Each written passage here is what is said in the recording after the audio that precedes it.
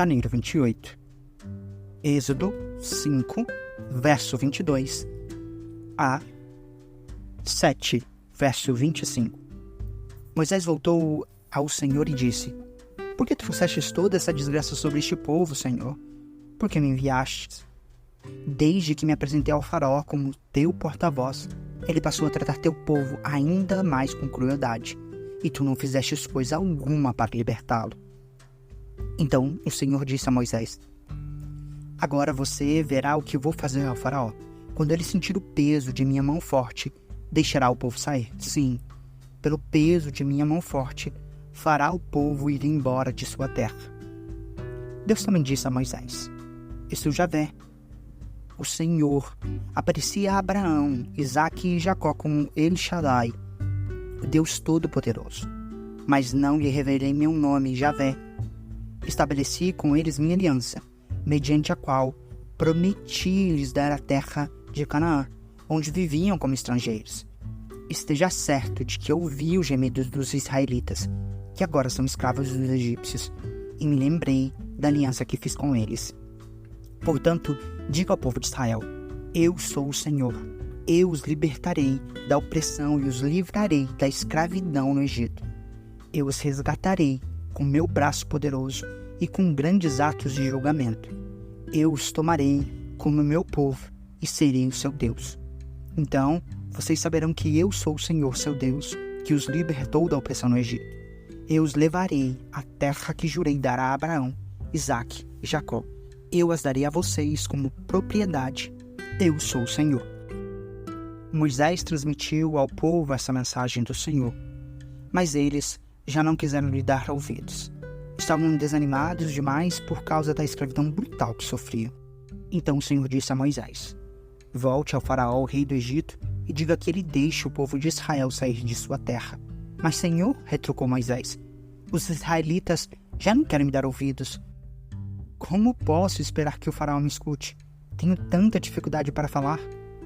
O Senhor, porém, falou com Moisés e Arão e lhes deu ordens sobre os israelitas e sobre o faraó, rei do Egito, para tirarem o povo de Israel do Egito.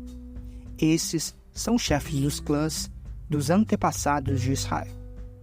Os filhos de Rubem, o filho mais velho de Israel, foram Enoque, Palu, Esrom e Carmi. Seus descendentes formaram os clãs de Rubem. Os filhos de Simeão foram Gemuel, Zamim, Oade, Jaquim, Zoar e Saul. A mãe de Saul era a cananeia. Seus descendentes se tornaram os clãs de Simeão. Estes são os descendentes de Levi, conforme relacionados nos registros da família. Os filhos de Levi foram Gerson, Coate e Merari. Levi viveu 137 anos. Os descendentes de Gerson foram Libni e Simei. Cada um deles se tornaram antepassado de um clã. Os antepassados de Coate foram Amrão, Izar, Hebron e Uziel. Coate viveu 133 anos. Os descendentes de Merari foram Mali e Mussi. Estes são os clãs dos levitas, conforme relacionados nos registros de família. Amrão se casou com Joquebebe, irmã de seu pai, e ela deu à luz 2 filhos, Arão e Moisés. Amrão viveu 137 anos. Os filhos de Izar foram Corá, Nefeg e Zicri. Os filhos de Uziel foram Misael, Eusafã e Citri. Arão se casou com Eliseba, filha de Aminadab e irmão de Naasson. Ela deu à luz seus filhos, Nadab, Abiú, Eleazar e Itamar. Os filhos de Corá foram Assir, Eucana e Abiasaf. Eleazar, filho de Arão, se casou com uma das filhas de Putiel, e ela deu à luz seu filho Finéias. Estes são os chefes dentre os antepassados das famílias levitas, relacionadas de acordo com seus clãs. Foi a estes 2, Arão e Moisés, que o Senhor disse: tirem os israelitas do Egito, organizando-os segundo seus clãs. Foram eles, Moisés e Arão, que se dirigiram ao faraó rei do Egito para falar sobre a saída dos israelitas daquela terra. Quando o Senhor falou com Moisés na terra do Egito, disse-lhe: Eu sou o Senhor. Transmita ao faraó rei do Egito tudo o que eu lhe dizer. Contudo, Moisés questionou o Senhor e disse: Não posso fazer isso. Tenho tanta dificuldade para falar, por que o faraó me daria ouvidos? Então o Senhor disse a Moisés: Preste atenção no que eu vou dizer.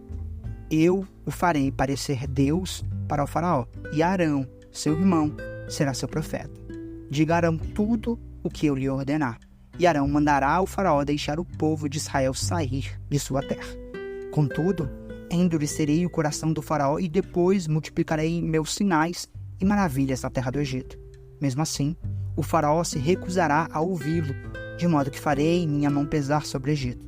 Então, resgatarei meu exército, meu povo, os israelitas, da terra do Egito com grandes atos de julgamento. Quando eu levantar minha mão e tirar os israelitas do meio deles, os egípcios saberão que eu sou o Senhor. Moisés e Arão fizeram conforme o Senhor lhe ordenou. Quando falaram com o faraó, Moisés tinha 80 anos e Arão 83. O Senhor disse a Moisés e a Arão: O faraó exigirá: Mostre-me um milagre.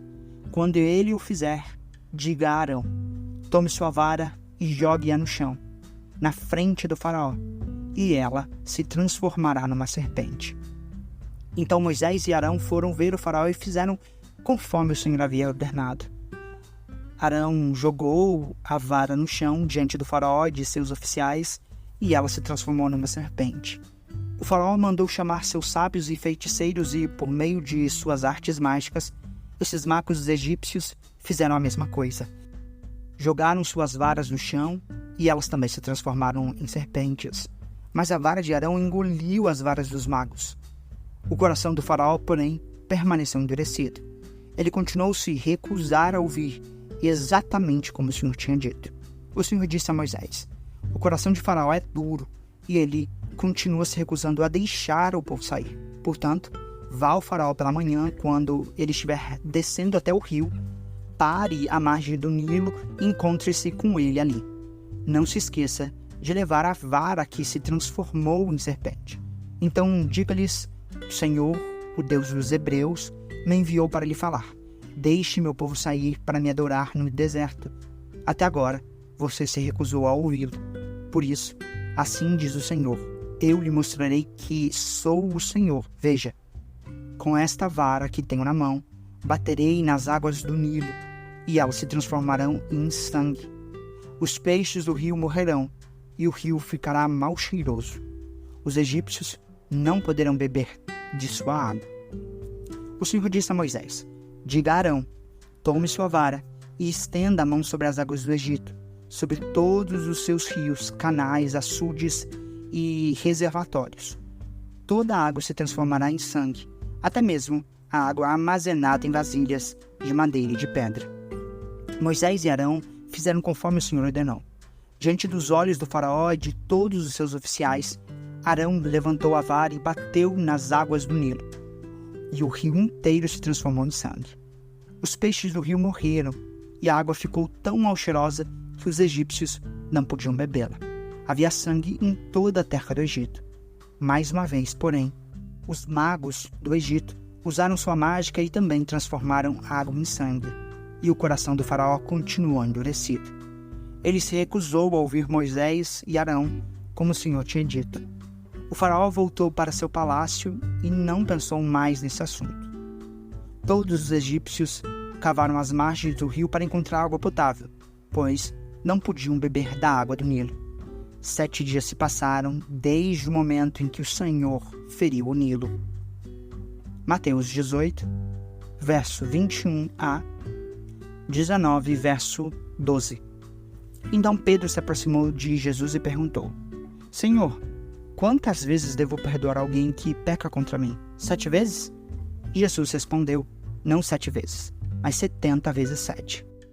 Portanto, o reino dos céus pode ser comparado a um senhor que decidiu pôr em dia as contas com os servos que lhe deviam. No decorrer do processo, trouxeram diante dele um servo que lhe devia 70 milhões de moedas.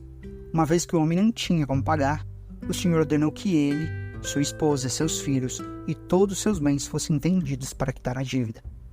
O homem se curvou diante do Senhor e suplicou: por favor, tenha paciência comigo, e eu pagarei tudo.